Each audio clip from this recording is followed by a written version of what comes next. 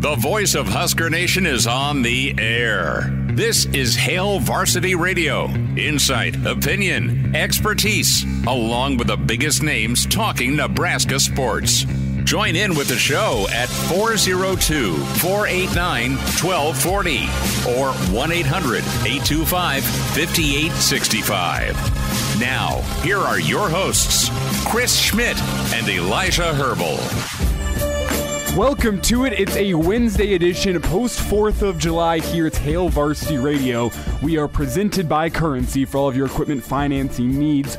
Go Currency, Elijah Herbel and Will Wilson taking you through the show today as we fill in for Chris Schmidt, who has the pretty much rest of the week off. We might get some segments from Schmidt. I know he's itching to talk some Huskers. It's been a while since we last chatted with you, but he's off to Iowa watching the little guy play some baseball, as I know the high school Summer Legion season is drawn to a close here in the next about 2 weeks or so. So getting one last chance to go out and watch the little guy play some baseball. So Schmidt out of town up until next Monday. But again, as I said, we may get an appearance or two from Schmitty as the week goes on. We'll keep you filled in on that as we go. But it's going to be Will Wilson joining me, Elijah Herbel, here in the studio over the next couple of days. You can find us on Twitter at Herbal for me, Elijah Herbel, and at Willie on the radio for the man sitting across the glass from me, Will Wilson. As we got a fun show planned for you today. Already in the green room, Mike Babcock. He's down there waiting patiently. It's going to be good to chat with Mike here in about 15 minutes as Mike, I guess, giving himself a little taste of what he's going to be getting in his interview today with me and Will. So, Mike, I know he's listening. I see him down there. I see him smiling. He's with us in about 15 minutes. You can check us out on the stream if you'd like to watch our interview with Mike. You can find that at Hail Varsity Radio on Twitter or the Hail Varsity YouTube page, as well as our home station, KFOR, on both Facebook and Twitter. That's where you can find the live streaming show. And then coming up next hour, an extended sit-down with Evan Bland of the Omaha World Herald. So you'll hear from Evan about 5:05 next hour. And other than that, just going to be me and Will having fun in here, I guess is the best way to put it, following the 4th of July. And, well, I guess that's where we'll lead it off. Your 4th of July, how was it? I was a little bit disconnected. We'll get into that in just a second. But as for you, a 4-day weekend, and did you make the most of it? I did. I think I did. I played some golf, went swimming, had to beat the heat. It was hot yesterday, so I got to do some swimming, which was good. I had some summer shandies. I almost broke the record for summer shandies drinking 4 days. Just came very, very close. What is that in the Guinness Book of World Records? What is that? It might be. It should be. There's probably a record out there. And then I had some ribs, ate some ribs, which were good.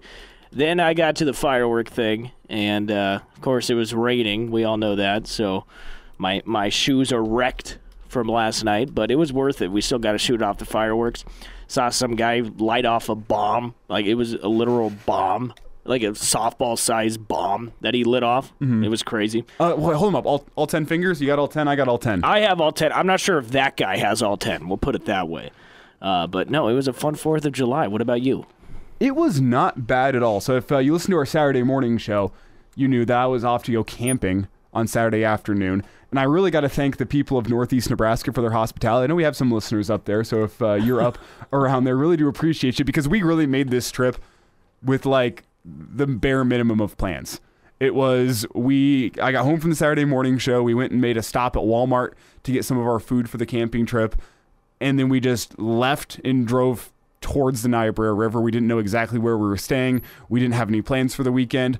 But we got up to Niobrara State Park, and we called ahead about an hour before we got there and said, hey, do you have any tent camping available? Like, we just want a tent spot. And the woman on the phone was like, I don't know, but come in and check it out. We usually do. And we're like, okay. So we make it up to Niobrara State Park. There was like 1, maybe 2 camping spots available. We got a great spot. If you follow Schmitty on Twitter, you can see he posted a picture that I sent him. And following that picture, I pretty much disconnected for the weekend. Stayed off my phone, just enjoyed myself. But we did see, the one time I had to pull my phone out, we did see a sign on the side of the road that said, for kayak rentals, call this number. So we called this number, and lovely family makes time on their Sunday afternoon. They come down and rent us out kayaks. They pick us up. They drop us off. Full service, great price. So thank you to the people of Niobrara, Nebraska for being so helpful for us as we didn't have any plans. The one thing is my phone did not come out of the trip unscathed, so I have been a little bit disconnected just from Husker Media as a whole, because like the whole plan was keep the phone away, and then when you pull it out and I guess I got some water under the screen or something. I don't know what was going on with my phone. I was barely able to use it this weekend. I was a little bit stressed out, like knowing on the ride home, like knowing, oh, well, I don't know what the hell is going on in Husker sports news, and I got to host a show on Wednesday. But we figured it out, and then came back home. Got absolutely destroyed on the beer dye table on Monday. Ooh. I'm not sure if you're a beer dye player yourself. Beer Will. dye? No, yeah, I'm so not. It's very similar to beer pong, aside from the fact that it's no ping pong balls, and you only have your one cup, and all you're trying to do is toss a die, a 6-sided die, up into the air, land it on the table, and then the other team has to catch it before it hits the ground. Huh. Simple rule: if it hits the ground, it's a point. Doesn't hit the ground, no points. Wow. There's some more intricacies to that, but I need to give a shout out to both Mitch and Tyler. They absolutely killed everybody. They were way too good at that game. But that was Monday, and then Tuesday just went and hung out at a buddy's pool. He actually lives in California now, so we were just hanging out with his dad all day. But that was good. Got to spend some time over there. Shoot off some fireworks last night. Did you wait for like the break in the storm? Because the break in the storm came, I think, around 10:30ish. Yeah. It was a little before there. I don't know. We kind of lost patience and just went out and just started lighting stuff in the rain. We had to use sparklers to light because the rain. It was putting them out. There was a lot of people who just couldn't wait. Like the rain did not stop Nebraskans from shooting out fireworks, and it never will. Well, that was funny. Is like we went inside for a little bit just to try to avoid the worst of it, because it was like 70-mile-per-hour winds, and it was wild. Yeah, wild storms. And I thought it was so funny sitting inside, not knowing if the flashes I was seeing were lightning or fireworks, and that's credit to the people of Nebraska. A thunderstorm is not going to stop us from celebrating the 4th of July, so Full credit to the people of Nebraska. Hope you all at home can hold up 10 fingers and had a refreshing 4th of July weekend. The day after the 4th of July is always the hardest day to come back to work, just because, like, especially on a week like this, where it was pretty much a 4-day weekend for a lot of people. Maybe you made it into work on Monday. Maybe you took a half day. Maybe you worked from home. I don't know what your situation is. But getting back in the rhythm of work on a Wednesday here is always going to be fun. But, Will, we do have business to address from over the weekend as Nebraska added to their recruiting class yet again, as this now brings Nebraska up to 23 commits in this cycle as of July 1st, because Jacory Barney is who we're referring to. He's in the boat on Saturday night. We'll get to him in just a second, but 23 commits by July. It's something we've talked about a lot on this show, but we just have to keep on going back and hitting recruiting, because this coaching staff does not stop on the recruiting trail. Something tells me we're going to get a little bit of a lull here over the next week or so. Maybe I'm wrong there. I know the coaching staff is off celebrating the 4th of July, and I believe the whole team has the week off from team activities down at the stadium. So I think maybe we'll get a bit of a lull here, but you never know. Recruiting never sleeps. As Nebraska on Saturday night picked up Jacory Barney Jr. He is from Miami Palmetto, obviously, in Miami, Florida. A 3-star according to some services, a 4-star according to other, kind of on that line. But whenever you look at the likes of the schools that Nebraska beat out for Jacory Barney, I think it's fair to say that he may be slightly undervalued from the recruiting services, because Nebraska's beating out, the 3 places that he took visits to: Nebraska, Miami, Texas A&M. All 3 of those, I think you can at least make an argument for blue bloods. Texas A&M probably not included as a blue blood, but what they've been doing on the recruiting trail over the past couple of years and the money that they have in their NIL collectives makes them a real player in college football recruiting. They just picked up a 5-star yesterday that picked Texas A&M over Georgia, Alabama, Ohio State, Michigan, like the who's who of college football. So considering the fact that Nebraska is beating out schools like Miami and Texas A&M, and then you look elsewhere on the offer lists, Big Ten powers, Minnesota, Michigan. You have Illinois and Brett Bielema. They liked him. Tennessee from the SEC had an offer out to Jacory Barney. 30 total offers, at least reported offers, from Jacory Barney. He makes the somewhat of a surprise decision to pick Nebraska on Saturday night. It sounds like this recruitment was down on the down low for most of the reporters that were out there covering it. He kept his cards pretty close to his chest, and come Saturday night, Nebraska and Coach Garrett McGuire was the choice for Jacory Barney, a 6-foot speedster from Miami. Will, have you had a chance to dive into the film or dive into any of the scouting report on Barney? No, I haven't looked at any film, and I usually don't, just because I wait to see what these guys can do in a Nebraska uniform. But yeah, you list off those schools. That's impressive that we're able to get this guy. I just think it's impressive that we're able to get all of these kids, considering that we haven't even played a football game yet. I want to know why they're committing, like what they like. what's causing them to commit. I want to know that. We'll probably find out soon. But, man, it's impressive stuff. We've said everything so far, and we're just going to keep repeating ourselves because it's impressive. Well, and we talked with Coach Michael Huffman about a month ago on this show following Daniel Kalen's decommitment and subsequent commitment to Nebraska, and he just raved about Garrett McGuire and the work that he did on the recruiting trail with both Isaiah McMorris and Davon Hall, and surprise, surprise, Garrett McGuire, another guy into the boat for him as a recruiter in Jacory Barney, and it's one that was pretty off the radar. And you think about the legwork that had to have been done, because we've seen other coaches at Nebraska try to go down to Miami and try to recruit Miami. It's a very, very tough area because the who's who of college football is going down to Miami looking for players. It's a recruiting hotbed.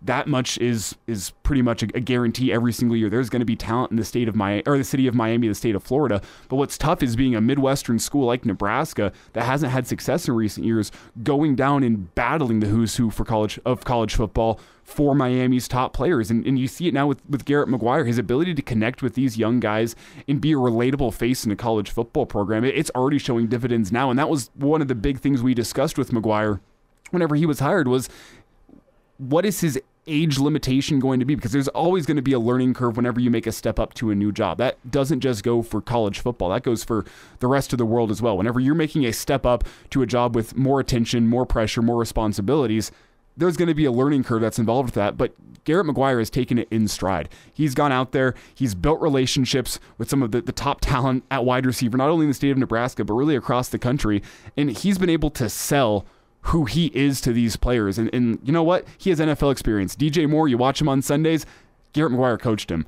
And not only that, Garrett McGuire is 23 years old and able to relate to these kids on a different kind of level, and we're already seeing the dividends paying off on the recruiting trail, at least for the addition of Garrett McGuire. And this comes after, I mean, just about every single sports talk show in the state had some sort of doubt saying, wow, a 24-year-old kid out there being a full-time position coach in college football, the youngest in the country right now. Yeah. Doubts abounded, but I think Garrett McGuire, before the first season's even started, has started to erase some of those doubts. Obviously, he's got to do something with the talent in the room, with the roster that he currently has, and I think a couple guys you look at are Xavier Betts and Billy Kemp, two guys that I think Nebraska fans can see the talent there. You're just waiting for it to pop on the football field, and Kemp's a little bit different because of the transfer. We got to see some of his explosiveness in the spring game, but that's what the test is going to be now moving forward, because I think Garrett McGuire has proven himself, maybe not fully on the recruiting trail, but he's erased some doubts in people's minds. If he can go turn that wide receiver room into something with guys that haven't been utilized to their fullest extent under previous staffs, I think Garrett McGuire has then gone and erased so many doubts about who he is as a football coach and what his trajectory in the landscape of college football is going to be. I mean, I'll gladly admit that I was one of those people. I mean, I just didn't know much about the kid, you know, and the fact that he hasn't had a legit coaching position like this before, you know, of course I was a little skeptical, and maybe I am still a little skeptical. I mean, just because you get one guy doesn't mean you're all world, you know, but I definitely think people need to stop questioning his age, because he's shown that he can get kids to campus. I'm with you. I want to see the development part. That's bigger than recruiting, I think. Well, and Barney's the guy, whenever we get back to him, he's going to need some development. You look at the frame. He's 6 foot. He's 160 pounds. I'm not sitting here telling you I'm an expert at the college wide receiver position, but I know typically 160 pounds, unless you're special in a big way, is not going to fly in the Big Ten.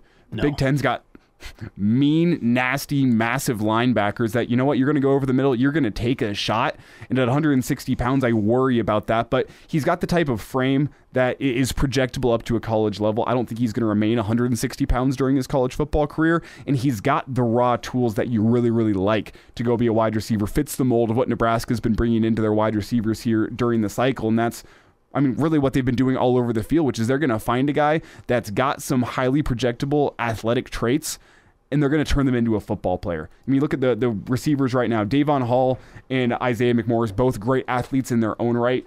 And then you add a guy in Jacory Barney to that. Are these guys college ready? I don't know. I can't answer that question, but I can tell you with their speed, with their explosiveness, with their ability to jump, these guys have athletic ceilings that can be very high with some development. And hey, let's not also forget that you have 6'5" Quinn Clark that you're adding to this mix too. You can't teach 6'5". I don't care how hard you work in the gym. That's God-given. Can you turn that into a football player? I mean, he's not Calvin Johnson running 4.31 at the combine. That's something different altogether. But 6'5" can be very, very helpful in your offense whenever you have a guy that can go up and just out-jump about any defensive back that you will see in the Big Ten down on the goal line. That's what I look at whenever I look at the recruiting, especially the wide receiver position, but really all over. How well Nebraska's been able to identify guys that are athletically special and saying we trust ourselves enough to develop this guy. It's something that they said in their introductory press conference about wanting to be a developmental program. It's something that Rule said in multiple sit-downs. Hey, like, I think I can evaluate film really well, but you can't deny what testing numbers are. And if you find guys with these athletic qualities that you can really, really do something with, it just comes down to execution in your development. And this coaching staff, based on what we have heard from them, feel very confident in their ability to turn these guys into football players. Yeah, you hope. We're going to find out. I'm not assuming anything. You know, it's been a few years since we've seen Rule in the coaching or the college world, you know. So I'm not saying anything's rusty, but I just want to see it. It's Will Wilson, Elijah Herbel with you here on a Wednesday edition, post 4th of July, Hail Varsity Radio. We got plenty more to get into on this show today, as we have some basketball news to get into. 2 Huskers ending up on the Boston Celtics summer team. That would be Sam Griesel as well as Delano Banton. We'll get into that here in just a second. We'll also have Evan Bland joining us next hour talking some Husker baseball, the MLB draft, as well as his thoughts on Jacory Barney and recruiting. But coming up, next segment, we'll have Husker historian, author with Hail Varsity Magazine, Mike Babcock joins us next. It's Hail Varsity Radio. We're presented by Currency.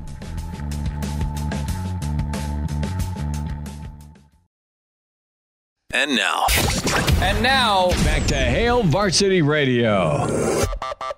Rolling through a Wednesday here, it's Hail Varsity Radio. We are presented by Currency. Elijah Herbel and Will Wilson with you on today's show as Chris Schmidt off to Iowa, watching his son play baseball. Insert joke about Iowa here. I'm not going to do it. But we are excited to welcome Mike Babcock to the show here on a Wednesday. You can find Mike on Twitter at MDBabs. And Mike, we're going to get into just a little bit of Husker history here today. But first, I'd like to ask, how was your 4th of July? Are you able to hold up all 10 fingers for the stream viewers as well? Yes. Are you a firework guy on your 4th of July, Mike, or are you just like sitting back and watching the show? I'm a fireworks person at this point, and I just basically listen to them destroy the atmosphere in this otherwise quiet neighborhood.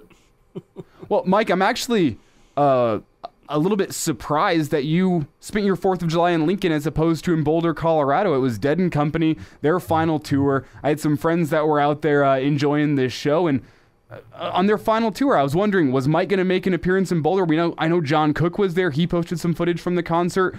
I wonder if Barrett Ruud was there. I know he has a big Grateful Dead fan from your profile on him in Hail Varsity's yearbook last year. You didn't make your way to Boulder, though.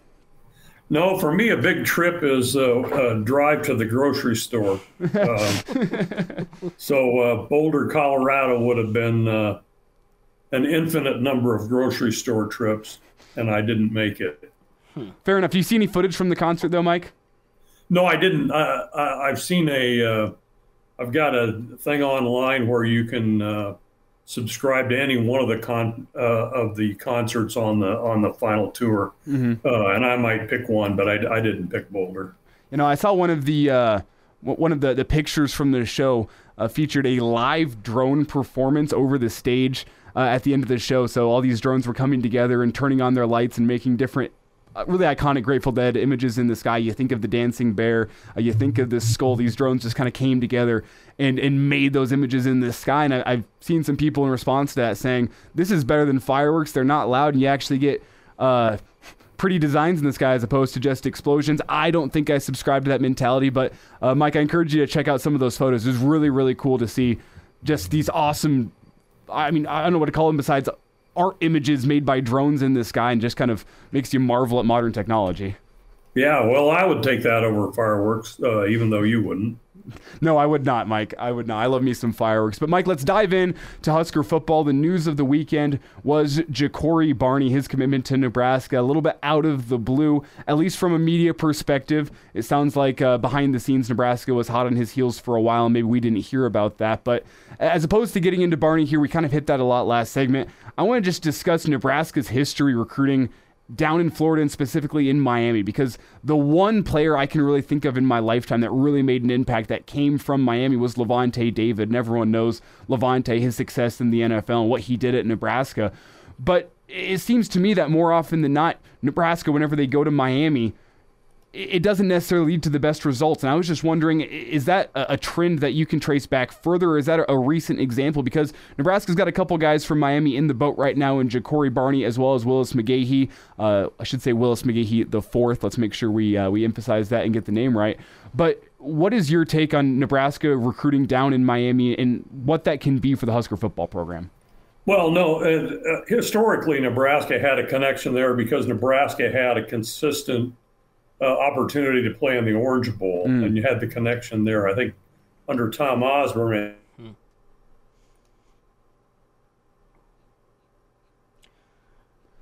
Mike? It seems Mike has frozen up on the stream. We'll see if we get him back here or not. Yeah, he just froze. Man, I know Mike was going to say something really good, too. Yeah, he had a good question, at least. I'll give you that.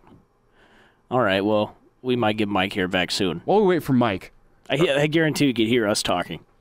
Mike, if you can, try refreshing the page, getting back in. We'll hope to hear from Mike Babcock here in a second. If not, we'll give him a ring on the line. But Will. Well, that's, he just said something that I've never thought of. Like, why was it easy for us to go to Miami earlier? Well, he's right. It was the Orange Bowl, how we were always playing in that. And that's one thing I never thought of. Here, we got Mike back. Maybe. As we see a black screen. Maybe we'll hope to get Mike back. But Will, really fast here while we wait to get Mike back on the line here. You a Grateful Dead fan yourself? No. Said that emphatically. I'm not. But I did hear somebody talking about that revival tour they're doing. What is it? Dead and Company? Dead and Company, yeah. So I think they have Dave Matthews on that tour. Ooh, really? As well as maybe John Mayer as well. So some John Mayer's with them. Some of the notable musicians that were really inspired in their early career by Grateful Dead are coming together for this final tour and really creating something special. I heard very positive reviews from my friends who were out there. I didn't know that John Mayer was with him or Dave Matthews. That's pretty. John Mayer's been a guy. He's consistently toured with the Grateful Dead, and I received a text from Mike that his internet has gone out at his house. We're going to give him a phone call and get him on the line. Will, while I do that, yeah, John Mayer, you a fan? I like John Mayer. I do. I like John Mayer. I think he's got some good music. He's definitely was more. I feel like more popular like maybe 10 years ago, maybe longer than that. But no, I think he's got good music. I appreciate John Mayer. Maybe that's not popular nowadays. I don't know, but definitely John Mayer. Dave Matthews Band's pretty cool too. Although real fans call him Dave. Well, and I know that we have Salt Dogs man Michael Dixon. A big Dave Matthews Band fan. As we're getting Mike Babcock back on the line here, as it's good to welcome Mike back into the show. But Salt Dogs Radio Man, you hear him for our local listeners here on KFOR. He is one of the biggest Dave Matthews Band fans you will find. Well, I know Schmitty likes him too. Schmitty likes Dave Matthews Band, but if you ever listen to a Salt Dogs radio broadcast, which I recommend you doing, I guarantee Michael will throw a Dave Matthews Band reference in there once or twice throughout the course of the week. So listen for that for our local listeners. Welcome Mike Babcock back to the show here on the line. And Mike, you dropped out whenever you were about to make a really, really great point about the state of Miami. You were mentioning the importance of the Orange Bowl in Nebraska's historical recruiting success down in the Sunshine State. So I'll let you continue on to that point. If you want me to reset, we can. But if you know where you dropped off, feel free to just keep on going. Yeah, no, I think that during the Tom Osborne era, Nebraska went to the Orange Bowl 8 times, and Devaney went probably four or five times, and that gave Nebraska, particularly under Osborne, some connection. And the player that I always think of first in that Miami connection is Tommy Frazier. It came down to Nebraska, and I think Clemson, I think Colorado was in the hunt at one point. But so Nebraska had that connection, and that's kind of how it worked with, where Nebraska would play in bowl games. Nebraska played in the Cotton Bowl a couple times, and that helped enhance the Texas connection. Played in Louisiana, I'm drawing a blank on that one. but there were connections in Louisiana because of playing in a bowl game down there. And so I think that was the importance of, we don't see that now because Nebraska doesn't have the opportunity to go to those kind of bowls anymore. We're talking about, I think that has it had a recruiting impact, I should say. We're talking to Mike Babcock. Mike, I wanted to ask you, regarding this surge in in-state talent committing to Nebraska. Think about the last 5 years. And, during your time covering Nebraska, obviously we had some great in-state talent, 20 years ago. But you could argue, over the past 10 years, it kind of went down a bit. I feel like recently it's kind of getting better. You saw Malachi last year, of course, Carter Nelson, Daniel Kalin. Do you think the talent in Nebraska is getting better? I think people are becoming more aware of it probably because of, social media and all the camps and so forth. I think the players have been there. It kind of depends. Again, going back when Nebraska ran that option offense back in the day with Osborne, a significant percentage of the high schools in the state went and ran that kind of an offense. So if you needed players that fit that offense, you could find them in Nebraska, and not as many programs probably ran that offense as Nebraska did. Nebraska got the best players for the most part in the state, and it fit into that offense. And it kind of worked that way. However Nebraska played, that's kind of how the systems at the high schools played. I think that's a little bit different now again too, because Nebraska hasn't had the kind of success that draws attention to what it's doing, and as a result, other schools are able to come in here and convince players to leave the state. But I think the talent's pretty good. I think it's always been pretty good, but people are just more aware of it now than they once were. Mike Babcock's with us here at Hail Varsity Radio. And Mike, let's switch gears here for just a second, talk some Husker baseball as the MLB draft gets rocking this upcoming weekend. And Nebraska's got a couple prospects that are likely going to hear their name called. We're not quite sure where it's going to be, but Max Anderson and Bryce Matthews, two guys that we fully expect to have their name called and be playing professional baseball. And I want to get your reaction to their Husker careers, the careers that they had and what they can be at the next level.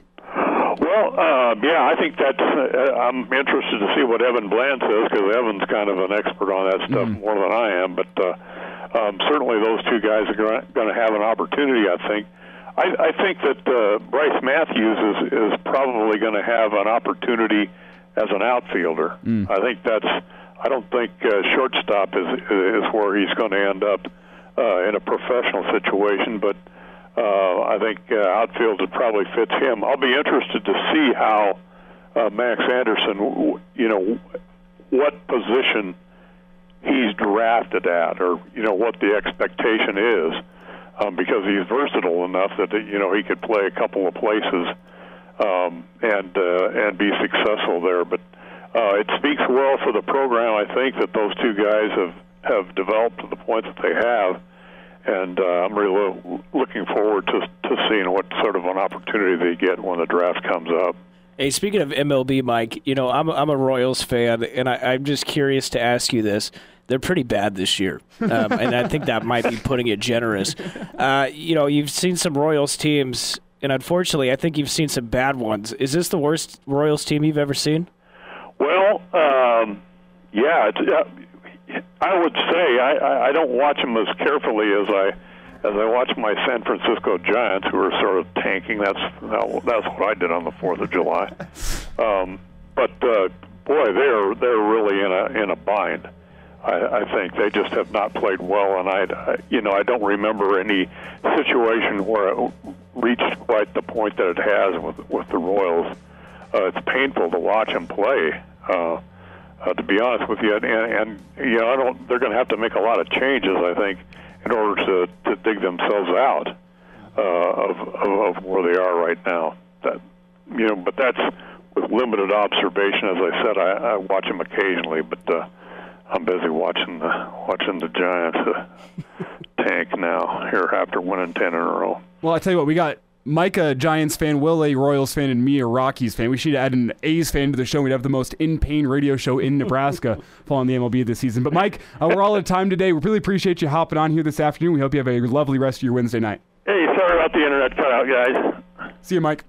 And now, back to Hail Varsity Radio.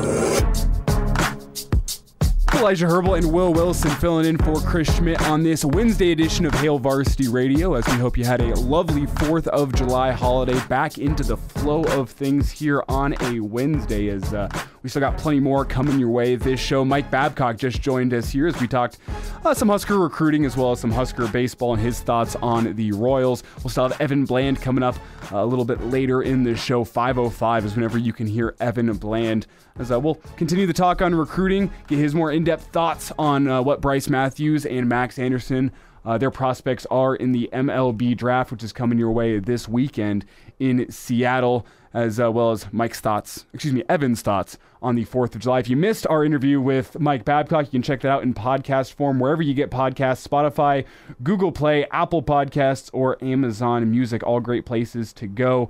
And really, easiest way to put it, wherever you get podcasts, you're going to be able to find Hail Varsity Radio. So we appreciate you checking us out here on a Wednesday. Leave us a review, leave us a comment, good, bad, or ugly. We do the show for you. We want to make the best possible product, and that's how you allow us to do that for you.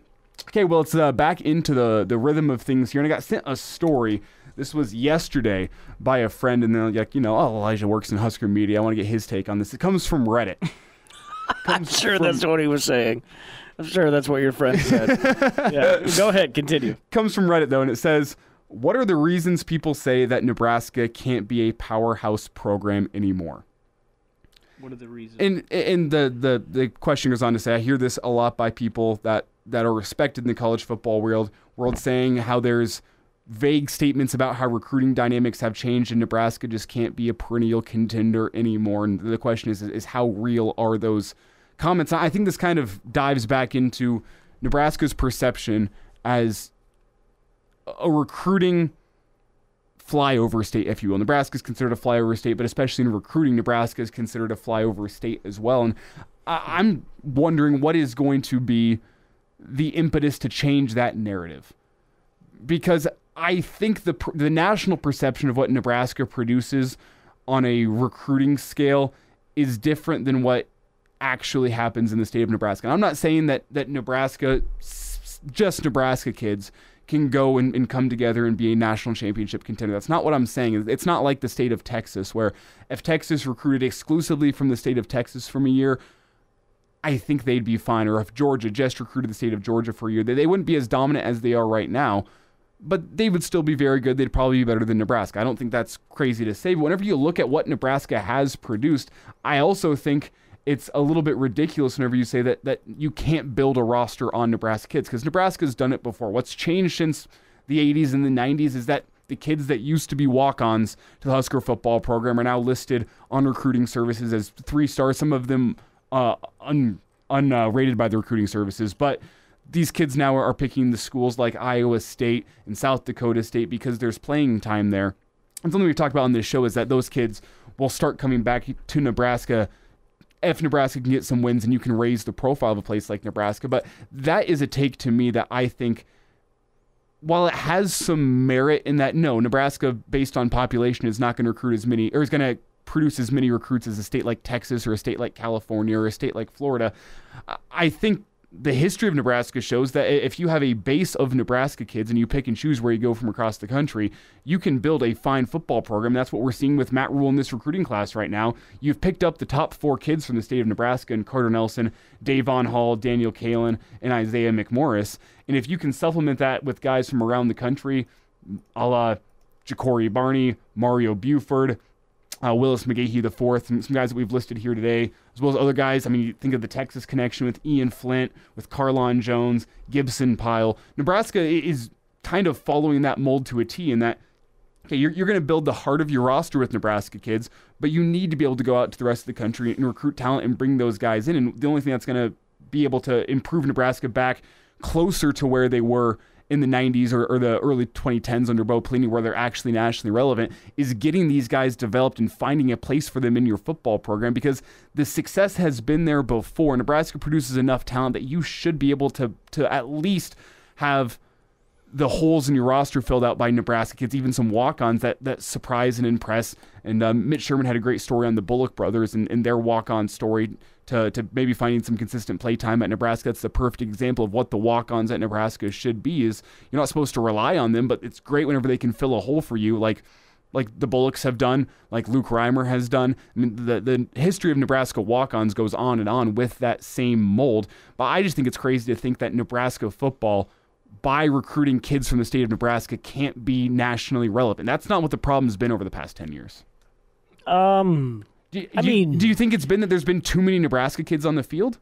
No. That's what the heart of the argument is, that Nebraska isn't successful because there isn't enough talent in the state of Nebraska to carry you, and that if you have to recruit Nebraska, you're not going to be good. The problem with Nebraska football over the past couple of years has not been that Nebraska has to rely on Nebraska kids. It's that they haven't been able to develop the kids that they've gone around the country and plucked up, because Nebraska's had athletes on this football on the football field.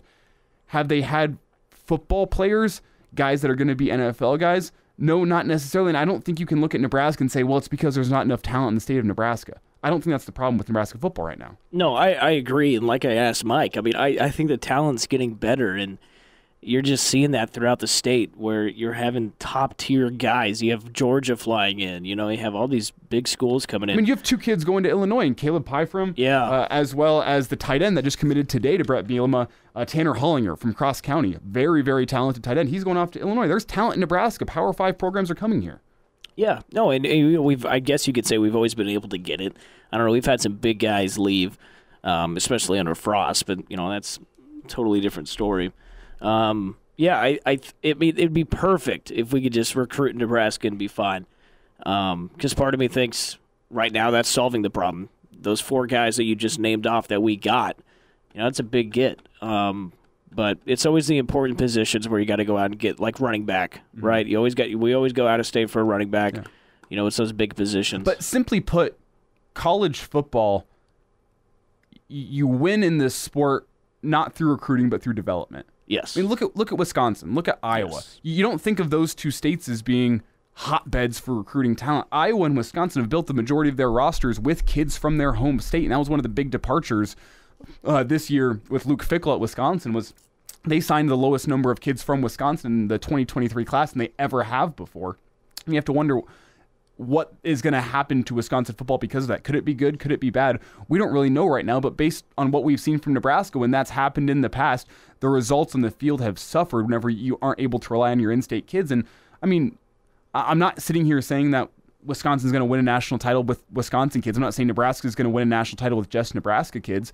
But around the country, you win on the football field with development. And those schools are the perfect example of that. And you can even look at Georgia. They start their kids off at a higher level, but they're developing them into these guys that are going to getting them, 10 kids drafted in the first round of the NFL draft. It's simply put, development is the be-all, end-all in college football. Yeah. Not recruiting and not how many kids you have in your state. No, you're so right. We've seen that. We've been able to get people here. They just don't turn up to nothing. Yeah, well, that was my 2 cents. I had that sent to me, and I had to make a little time for it on the air. We're going to get to the big winner of the weekend coming your way after the break. Yes, I am referring to Joey Chestnut, another hot dog contest eating championship for him despite the rain. Some great quotes from Joey Chestnut. We'll get into that after the break here on Hail Varsity Radio, presented by Currency. And now, back to Hail Varsity Radio.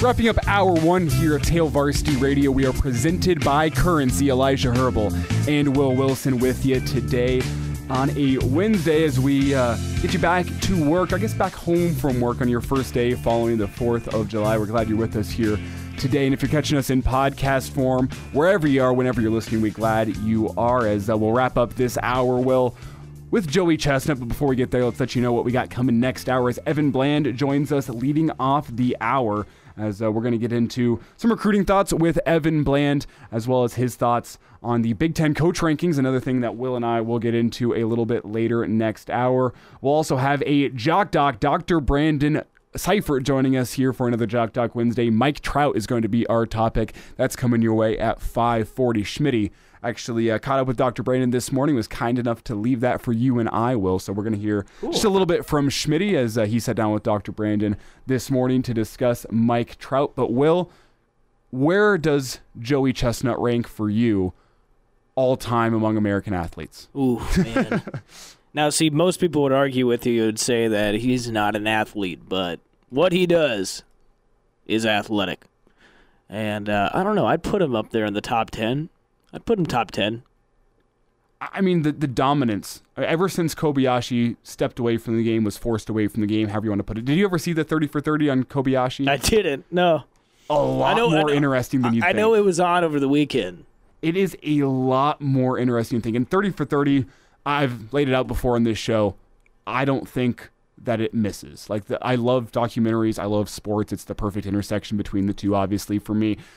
Regardless of whether or not it's the best 30 for 30 they've ever made, I will sit down, I will watch it, and I will enjoy it. The Kobayashi one, though, I laid it out to say I'm a little bit biased. Very, very interesting how Kobayashi really took over the competitive eating scene, dominated, changed it forever, and how the American public and really Nathan's propped Joey Chestnut up to the top. But turns out rightfully so. We've seen the dominance of Joey Chestnut, and yesterday it was a case where we didn't know if the hot dog eating contest was going to go down. The rain and the lightning comes in, and then the greatest of all time, at least in eating competitions as we know it right now, Joey Chestnut comes out and says, I'm going to get the rest of the guys out, and we're going to do this bleeper. Yeah, it's incredible. We're going to do it. It's Joey Chestnut. That's the influence. Whenever the greatest of all time steps up to the stage and says, I don't care, listen. We're going to do this. I know we've already said it's canceled, but we're doing it. Joey Chestnut, hats off. He solidified his place as the greatest competitive eater of all time, at least in my mind. And then he won again. I think it's just insane what these people put themselves through. Like the 2 weeks leading up to the thing, the prep. I want to know what the prep is like. What do you do to make yourself eat so many hot dogs? It's really, really interesting, actually, how these guys will just sit down at home. They don't eat very much food the 24 to 48 hours leading up to the competition because you don't want to be, stuffed up and having other stuff in your stomach. What they do is they just drink borderline unhealthy amounts of water. And by doing that, they fill up their stomach and stretch their stomach out. So whenever it comes to eating time 2 days later, their stomach is already stretched out and ready to go to hold all these hot dogs. You're not doing any stretching at the time. Oh, my God. Yeah, isn't that crazy? Oh, that is wild. So they just stretch out their stomach for days with a whole bunch of water. Just to eat hot dogs. Just to eat 64 hot dogs in, 15 minutes? Isn't it 10? 10?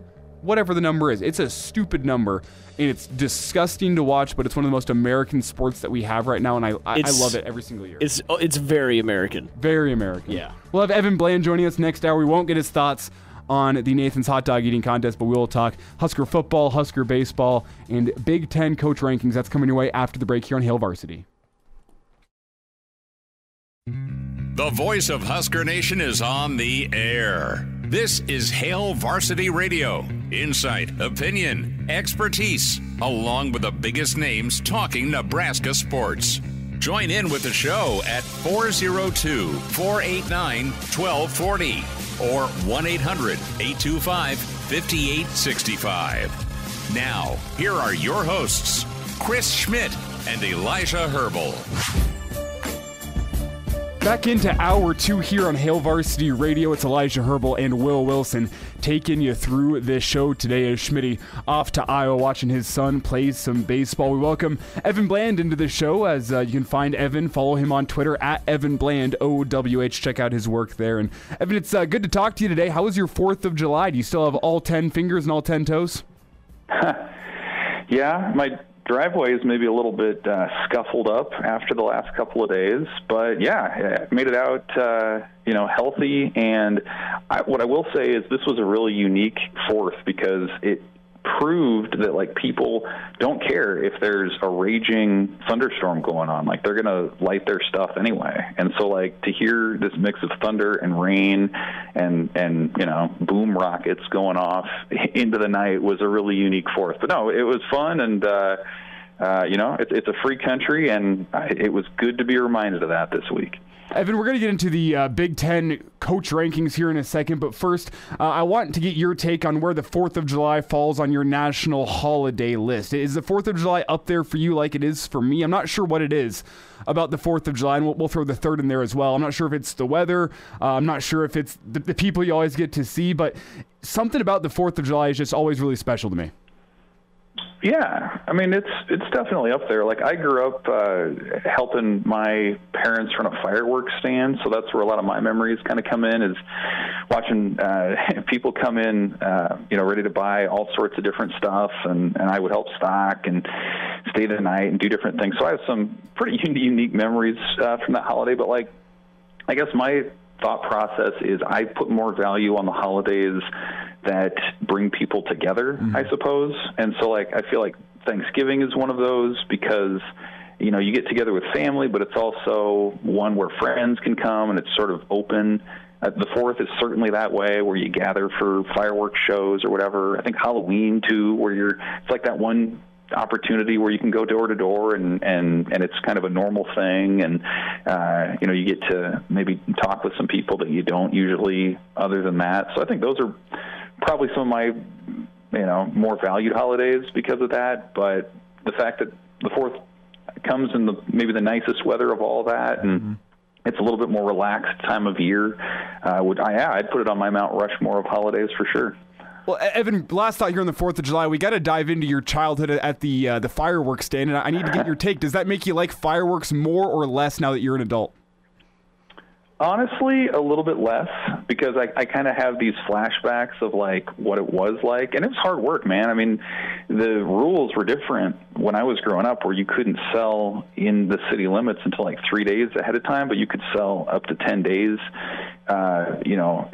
outside of those city limits. And so we had to stand out near Hickman, and it was hard work. It was hot. I did a lot of the overnights, so I'd stay up and just kind of keep an eye on things and help stock. And, like, it was a very unique experience, and people would come in droves during the day. And then I always think too of, on the actual 4th, like, just the urgency, I suppose, with which people would come in and get, buy those last round of bottle rockets or sparklers or whatever it might be for that last sort of blowout. Always kind of stands out to me. And then you have the weather that goes with it. But I've come around. Like, I actually did shoot a few off this week with my family and all that. So I'm coming back around. But sort of making that transition from, like, working that holiday to celebrating it has taken a little bit of time for me personally. Evan Bland is with us here from the Omaha World Herald. Again, you can find him and follow him on Twitter at Evan Bland, OWH. And Evan, let's dive into the top, I'll call it the top Husker story from the weekend. I was out of town. I was away from my phone. I was a little bit disconnected from the Husker media, but Jacory Barney Jr. Into Nebraska's 2024 class, as he committed to Nebraska on Saturday evening, picking Nebraska over really a laundry list of Power 5 suitors. Miami and Texas A&M were the other two that he took official visits to. And despite the 6 foot, just over 160-pound frame, really felt like everyone in the country wanted this guy. Listed by some services as a 3-star, by some as a 4-star. We kind of got into him back in hour one. What is your reaction to this and who Jacory Barney is as a football player? Because it feels like, to me, whenever you look at who is after him, he might be more coveted around the world of college football than his recruiting ranking may indicate. Yeah, I think that's fair to say. I mean, he was an example, I think, of sort of old-fashioned recruiting, where, like, he didn't tell really anybody, and that's why it didn't leak out. Like, oftentimes a commit will sort of tell the school, and then the school tells somebody in the recruiting world, and then it leaks out. But, like, he told, I think, one service that he hadn't even told his mom, and so that's how you keep a secret, and he did. And, like, I didn't expect Nebraska to be his choice, and I think most people would agree that was the case. And so, yeah, if you've got hometown Miami coming after you and you say no to go to Nebraska, like, that is going to turn some heads. If you say no to Texas A&M and the SEC, that turns some heads. So, I think we've seen examples just from a perspective of like Miami area talent. Like, if they want to stay in the area, they can stay in the area. And if they don't want to stay in the area, as Nebraska and a lot of other schools have seen, like they're going to do what they can to get out of South Florida. And maybe Barney is an example of that. But, you watch his tape, and he's a dynamic athlete who can line up really all over the field. And obviously that's sort of another example, too, of how Nebraska has overhauled its wide receiver room with some of the freshmen that they have coming in this year, this summer, and then some of the players that they've added even already in this 24 class. But I think just as much as Barney, it sort of reminds me of the work, again, of Garrett McGuire as, the youngest guy on the staff, and as much flack as he took for that. You look at the last month of work that he's done, landing a guy like Barney, bringing in Isaiah McMorris and Davon Hall from Bellevue West, two guys who are also national prospects and who not all that long ago seemed like long shots to become Huskers. So I think it's really another example of the work Garrett McGuire is doing. But there's no doubt. I mean, Barney, it doesn't always maybe feel like he's going to be one of the headliners of the class because he's been sort of a relative unknown, at least locally. He's not from here. He doesn't have maybe the media coverage of, say, a Carter Nelson. But Barney, there's no doubt about it, was a big addition for Nebraska, and now the challenge, of course, remains holding on to that commitment through this season. But that's a heck of a move and a heck of a commitment that the Huskers added. With the receiving threats Nebraska already has in this class, I'll throw Carter Nelson in there in addition to Davon Hall, Isaiah McMorris, and Quinn Clark. Do you see offense being the side of the ball for Barney? He played both sides in high school, and a lot of people seem to think that he's going to be a wide receiver at the next level, and he kind of does fit the mold of Davon Hall and Isaiah McMorris. But do you see him being a wide receiver at the next level? Just your personal opinion, what you see on film from him and what you've heard from him?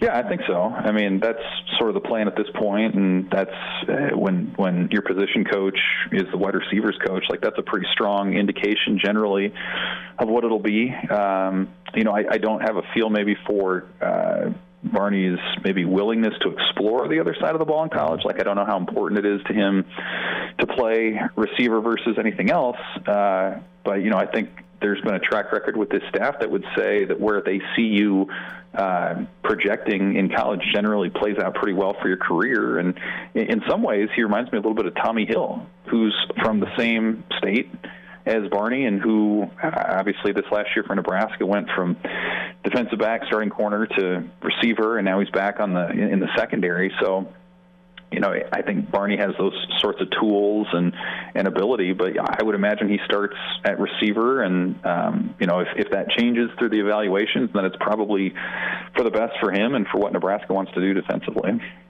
Evan Bland's with us here at Hail Varsity Radio. And Evan, let's switch gears here and talk CBS Sports, their Big Ten rankings of the coaches. This comes from Tom Fernelli, and we're going to get into this a little bit more next segment, Evan, but I sent you the story before we chatted here. It's Jim Harbaugh coming in at number 1, Ryan Day coming in at number 2, and then the first place where I raise my eyebrows a little bit at this list is Luke Fickell at number 3.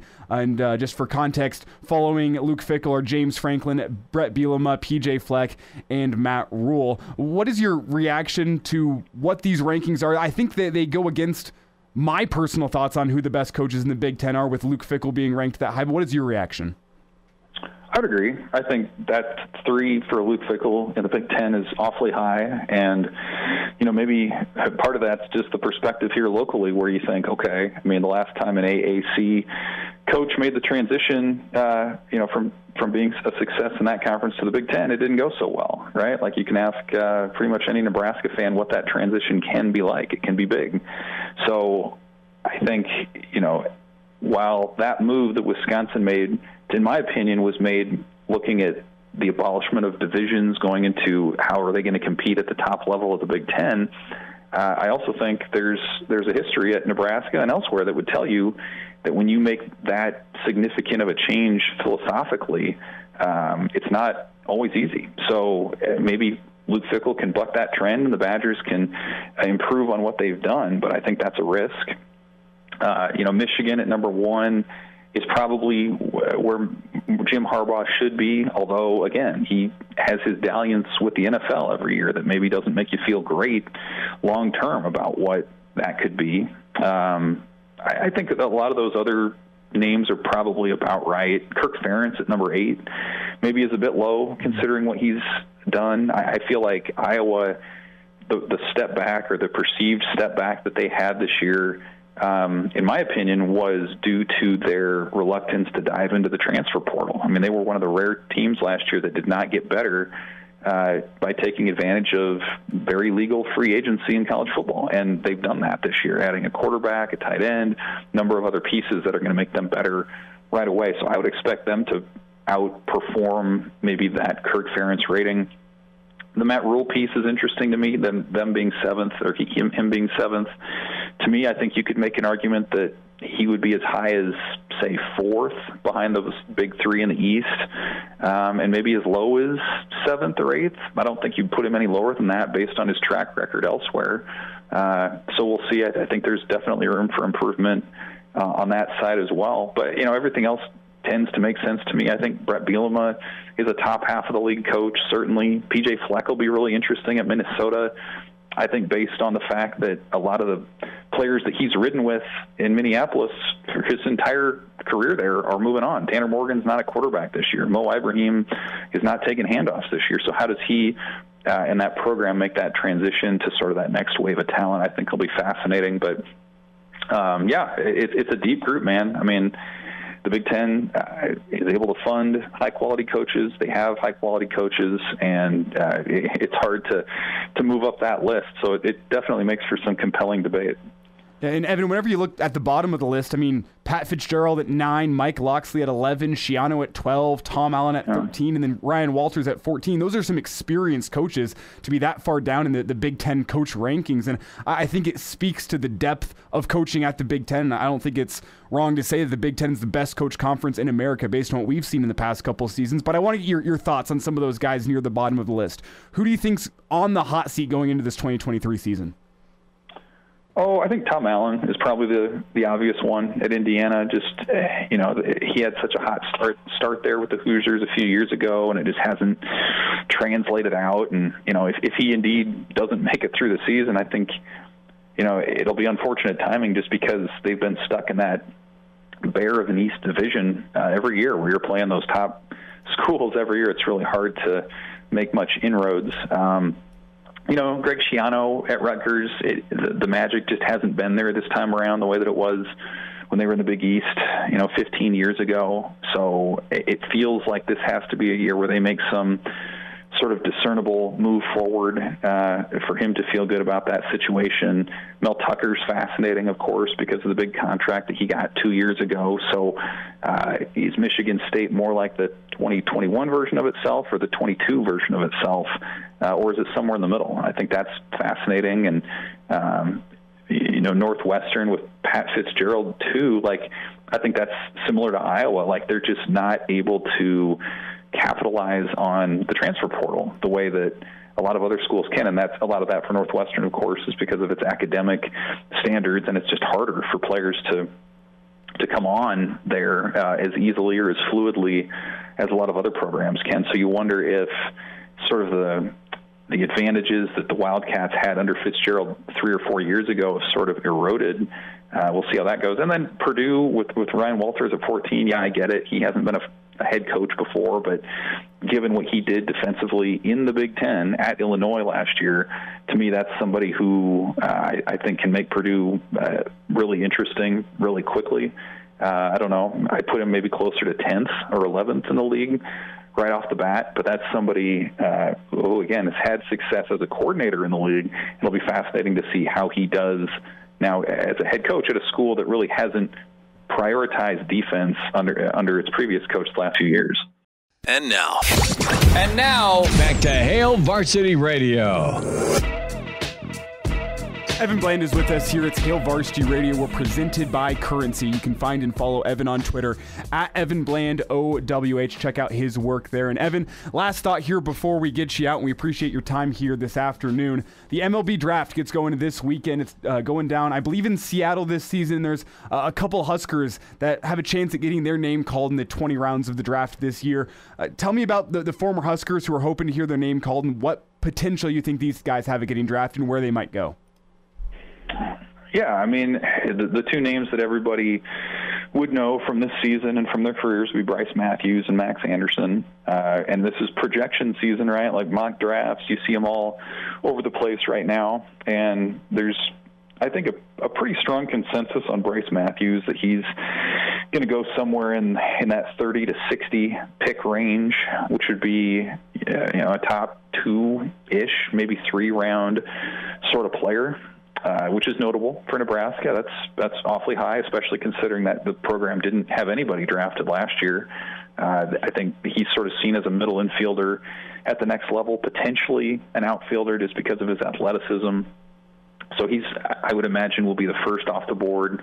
Max Anderson's range is a little bit wider. I mean, he's generally gone either slightly behind Matthews or multiple rounds behind Matthews. And so I think that maybe the knock on him a little bit compared to Matthews is just defensively, where do you put him?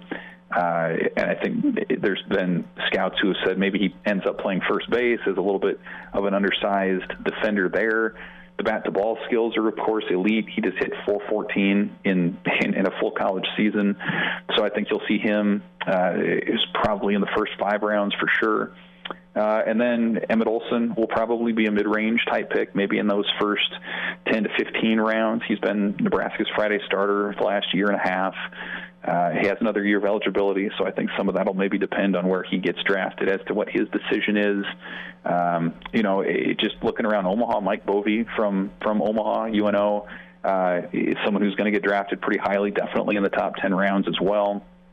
And then you have Cam Kojal, Millard South high school kid who's committed to Vanderbilt, who is showing up on some of these projections too. So it's going to depend on how high and how much money maybe a team is willing to give him to pry him away from Vanderbilt. Otherwise, he'll be off to one of college baseball's best programs. But I think those are some of your top names that you're looking at in terms of Nebraska's high school commits coming in. Maybe Ryan Harrahill out of Elkhorn is a possibility to get a look, but I think you're probably feeling okay if you're Nebraska at this point that the commits that you have in that 24 class will probably make it to Lincoln. Evan, while we got you here, I know I said last stop, but I got one more for you. Talking Husker baseball, Spencer Schwellenbach. He's been selected for the MLB Futures game, and it's kind of something we discussed a couple years ago. Where was he going to find his spot in the professional baseball world? It's as a pitcher, and he's going to be playing in the Futures game. Your reaction to that?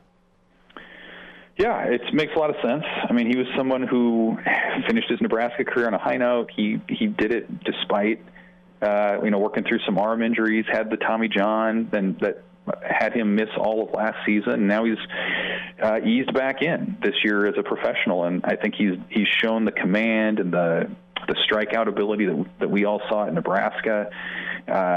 Probably the most notable little factoid came from the Nebraska program itself when they said that he was the first former Husker to play in that Futures game since Jabba Chamberlain did back in the day. So that's a pretty good indicator of what talent evaluators think of you and things like that. So it does appear that Schwellenbach is on a good path to being a potential major league pitcher, whether that's as a starter or as a reliever, I think probably remains to be seen a little bit. But he's always had the intangible makeup for it. Obviously was a standout two-way player, so he has a good sense of how hitters are thinking and hitters are preparing. So, him and I would say Cade Povich, who's really dominating in the minors and Baltimore's system as well, are probably two Huskers that you're looking at as those next candidates to maybe get a call to the show sooner than later. It's Evan Bland with us here from the Omaha World Herald. One last time, you can find him and follow him on Twitter at EvanBlandOWH. And Evan, I took way more of your time than promised. I apologize for that. Thank you for joining us here on a Wednesday, and we hope you enjoy the rest of your week. We'll talk to you next Wednesday, all right, bud? Hey, always fun. No problem. See ya. So there is Evan Bland joining us on a Wednesday edition of Hail Varsity Radio, again presented by Currency. A big thank you to Evan for sitting down with us for an extended sit-down as we had to bleed over a little bit into our second segment of the hour, Will. But one of the things we talked about back in the first segment with Evan was the Big Ten coach rankings, this coming from Tom Fornelli with CBS Sports. He also ranked the Pac-12 coaches as well in order, so we'll get to those here a little bit later. But let's start off with the Big Ten coaches, and let's dive into that here with the second we have before we get to our Wednesday Jock Doc with Dr. Brandon Seifert. And let's just go down in order. I kind of previewed it for you with Evan for those that are just joining us, though. Michigan and Jim Harbaugh coming in at number 1 on the 2023 Big Ten coach rankings. Last year, they were number 2. This year, Jim Harbaugh jumps over Ryan Day into the top spot. In second is Ryan Day at Ohio State. Third, they have Luke Fickell in Wisconsin listed. Fourth, James Franklin. Fifth is Brett Bielema. Sixth is PJ Fleck. Seventh, Matt Rule. 8 is Kirk Ferentz. 9th is Pat Fitzgerald. 10th is Mel Tucker. 11th, Mike Locksley. In 12th, they have Greg Schiano. 13th, they have Tom Allen. And bringing up the rear, 14th is first-year head coach Ryan Walters out at Purdue.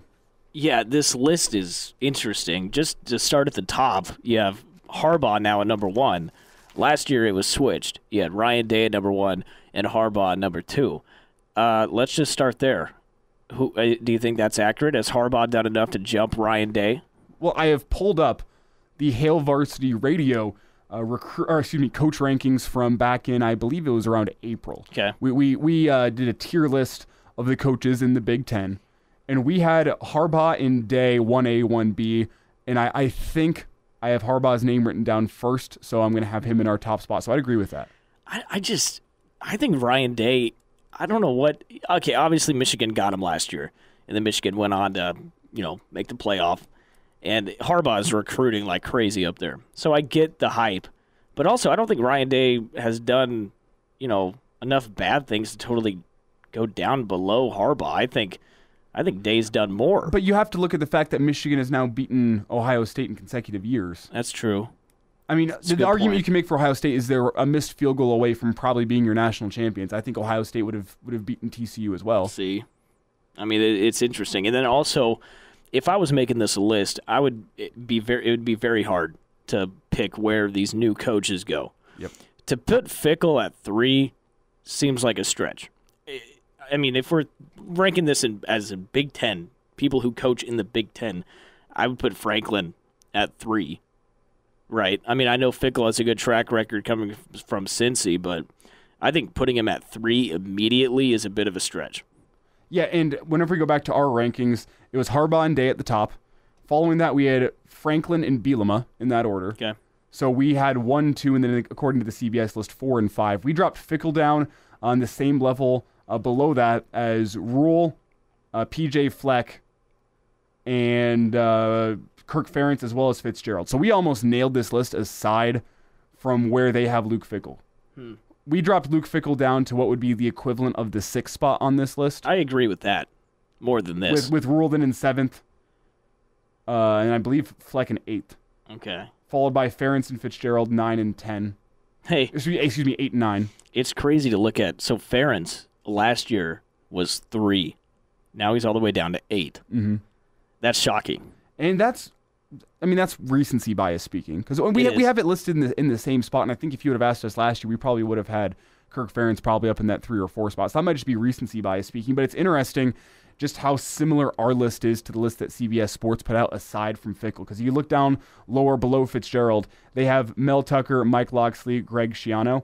We have Mel Tucker, Greg Schiano, Mike Locksley, Ryan Walters, and then down at the bottom of the list, bringing up the rear, we had Tom Allen as opposed to Walters. So, you move 2 coaches around, and we had their list bar for bar, word for word. We are thinking the exact same. That makes me think either A, we're very smart here in Hail Varsity Radio, or more likely that these coach rankings probably mean very little, and we all know very little about football, and we just use recency bias to rank these coaches based on what you've done recently. Your point about Jim Harbaugh being over Ryan Day, that could just be recency bias from Michigan beating Ohio State the past couple of seasons. I think it is, because Day has an unbelievable recruiting class coming in. And look at Bielema. Bielema's listed at 5th Last year in CBS Sports, he was ranked 11th in the Big Ten. Big jump. Now, what the point I brought up a couple months ago with this was that you have to factor in the fact that Brett Bielema has never really failed in the Big Ten. He did really, really well at Wisconsin, goes away from his recruiting base, goes off to a new stop in Arkansas, doesn't quite work out for him, but then he comes back to the Big Ten, and guess what? He's going to build a physical, hard-nosed football team with guys around that area yet again. So Bielema, the question that remains with him is what can he do with his own guys? He used some of the talent from the why am I blanking on his name?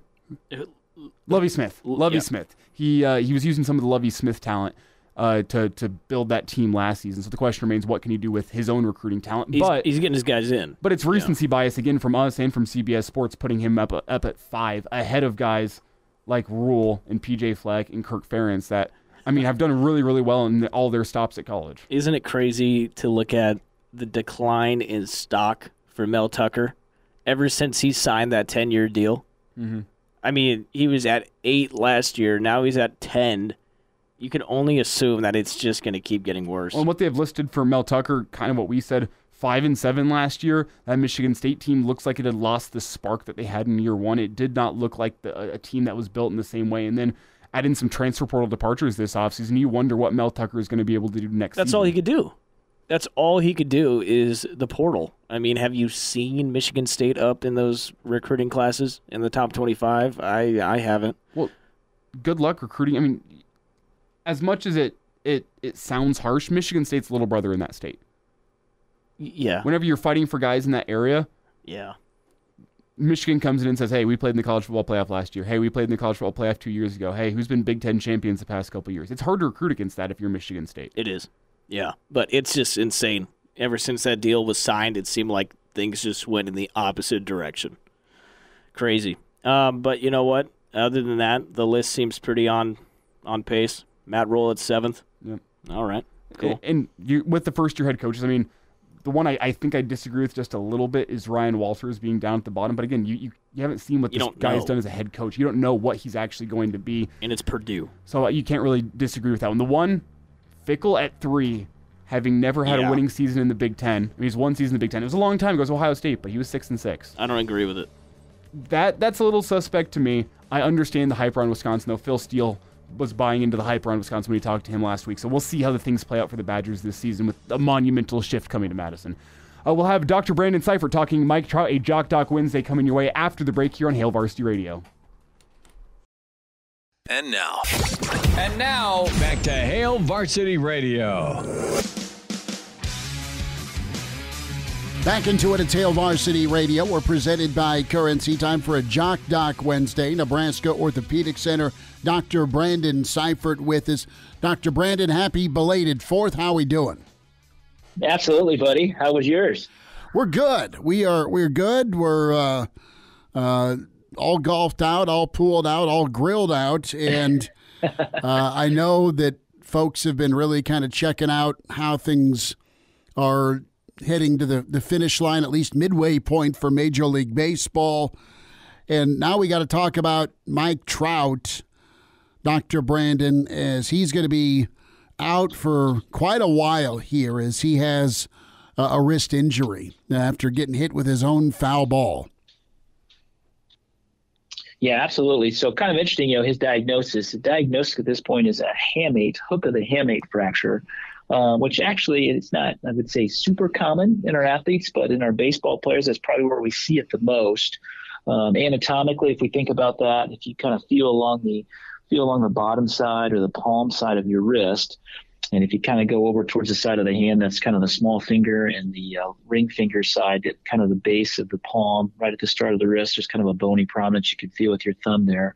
That's basically called the hook of the hamate. What's important about that area is, if you think about how you hold a baseball bat, that's kind of right where that kind of handle comes in and kind of has that flare at the very bottom, and that can kind of dig into that area. Sometimes we'll have baseball players that will actually put that more prominent area actually into their palm, and so that really kind of levers over that spot. So if you think about just the incredible amount of volume and hits that go through that area, that's really where a lot of this kind of wear and tear comes from. So you have this kind of chronic repetitive trauma to that area. It usually starts out as more just kind of inflammation, tendonitis type picture, and then eventually reaches a point where it really almost becomes like a stress fracture. Pretty rare to have kind of one direct acute injury that causes this fracture without kind of any preceding symptoms. We don't really know, kind of what Trout had going on here before. My suspicions are he's maybe had some issues here before, and then this kind of finish it off would be my suspicion. Dr. Brandon Seifert's with us, Nebraska Orthopedic Center at Jock Doc Wednesday. Mike Trout out 3 to 7 weeks with that broken handmade bone in his left wrist. And quoting Trout afterwards, he took a swing, something fell off, something felt uncomfortable. Can't really describe the pain I felt. I've never felt pain like that ever. And he says, I've never had wrist problems, just kind of a freak thing. Let's spend a moment here on why surgery is required, because when you break this bone we're talking about, it's one of those that you have to go in and do an intervention. Yeah, it's one of those bones that typically doesn't heal on its own, very low likelihood of healing. And then you start to get into so if that's the case, and you start to get into the nuts and bolts of how do you fix it? Do you just go in and excise out that little kind of fractured off piece? It's what's typically done more often than not. Or do you go in and put a little tiny screw in there to basically bring that piece back down together? It really does depend kind of on the size and even kind of the shape of that fracture. I mean, how much involvement of that hamate does this fracture incur? And so that'll be kind of the big debate with him. I didn't see kind of their plan going forward, what they're planning on doing. My assumption would be probably an excision of just that little hook that's there, and that usually eliminates or alleviates the discomfort. Dr. Brandon, when we talk this 3 to 7 week recovery and your point earlier about treating it like a stress fracture, you got to be very careful. What type of healing and rest and, I guess, treatments post-surgery do you anticipate the medical staff giving and providing Trout here with the wrist? Is it just going to be a rest, or can there be some gradual exercises or therapy done to get him ready to get back in the batter's box? Yeah, there'll be obviously some early range of motion with this, especially if it's just kind of an excision of that small piece. They'll start early wrist range of motion. Really what you're looking at there is, from a healing perspective, you want the incision to heal well, just to kind of avoid that infection risk. And once that incision's healed up really well, you can usually be fairly aggressive over this area. Obviously, there'll be some sensitivity there with any type of trauma or impact or pressure in the region. And plus, again, you think about getting into this situation in the first place, you think about all the force that goes through that side of the hand when swinging a bat.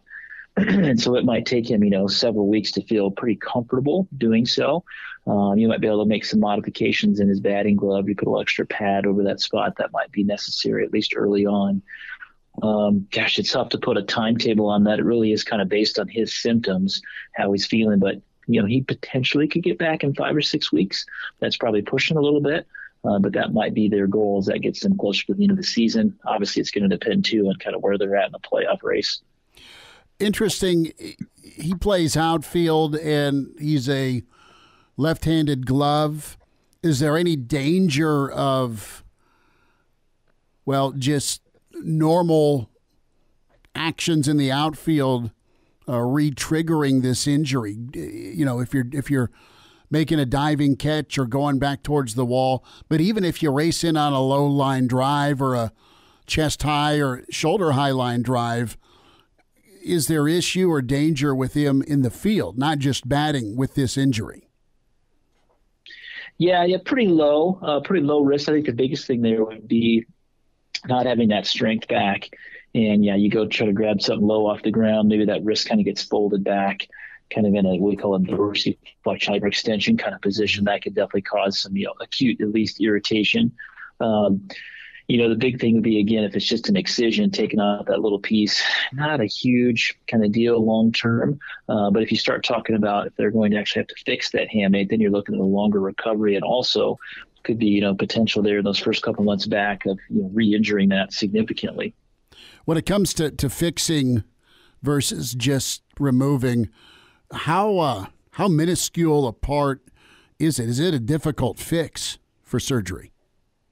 Yeah, it really is. It's a very small area. You know, if you're talking about putting the hook and the hammock back together, that's a very tiny screw, very tiny area, not a lot of real estate to put that screw where it needs to be. And also, as you kind of bring that screw past the fracture site into that kind of main mass of that bone, there's not a lot of what we call purchase area where that screw can grab into the bone kind of below it, the main bony component that's going to hold and compress those fracture ends together.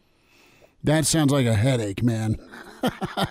Putting a screw in that part. I mean, you know, that it's problematic a lot of times anyway, just from a blood flow. At least you have good blood flow, or is it another question mark with that region of the body? It's a little dicey kind of in the hook, you know, in the hook of the hamate region. It's not amazing blood flow there. It's not to the level of, you know, say like a scaphoid fracture, which when you get to the kind of back part of that scaphoid, you really do have a pretty significant limitation in blood flow. But there still are some challenges here with some of that blood flow that comes into the bone. Well, tough to take if you're a Mike Trout fan, he is out for several weeks with this injury, surgery, and we'll see the broken hamate bone in that left wrist as he swung and looked like there was a foul ball. It deflected off that left wrist, and tough news for the MVP. And we'll see how the Angels do with their playoff chase with him and Shohei dinged up. Dr. Brandon, have a great rest of your week. Thanks for joining us today. Hey, you bet, Chris. You guys take care.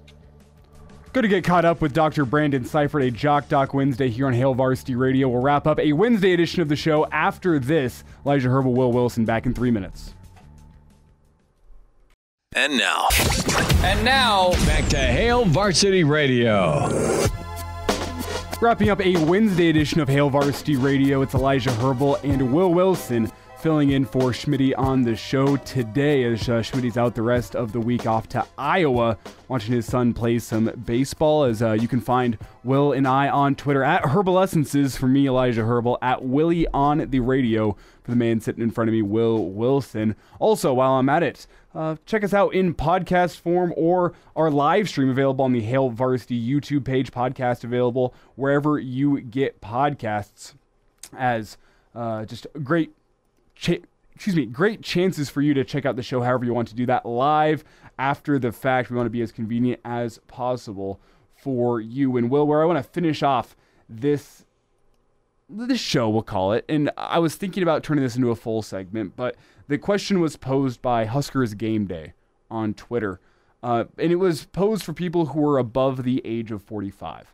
Neither you or I are above the age of 45, so that's why I didn't want to do a whole segment on some things. You know, we didn't watch the glory years of Husker football, the 80s and the 90s. We didn't watch that.